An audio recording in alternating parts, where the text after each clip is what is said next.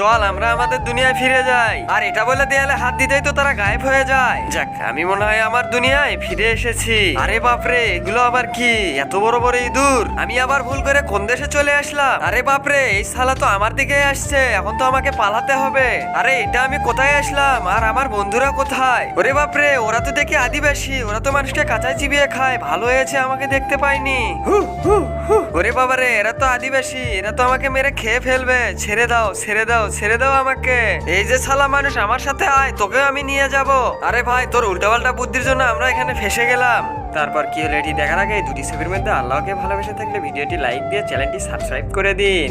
আর যদি শয়তানকে ভালোবেসে থাকেন তাহলে কোনো কিছু করার দরকার নেই। আর এরা হলো আদিবাসী। এরা মানুষকে কাঁচাই চিবিয়ে খায়। এরপর তো আদিবাসীরা তাদের মধ্যে একজনকে টেনে নিয়ে যায় আর তাকে ফুটবল বানিয়ে মজা করে খেলতে থাকে। আরে বন্ধু, ওই আদিবাসীরা তোকে নিয়ে গিয়ে কি করলো? আরে বন্ধু, ওই আদিবাসীদের কাছে ফুটবল নেই, তাই আমাকে ফুটবল বানিয়ে খেলেছে। আরে বন্ধু, ওইদিকে দেখ দেয়াল। আর এখান থেকে পালানোর বুদ্ধি পেয়েছি আমি। ওই দেয়ালে হাত দিলে আমরা বেরোতে পারবো।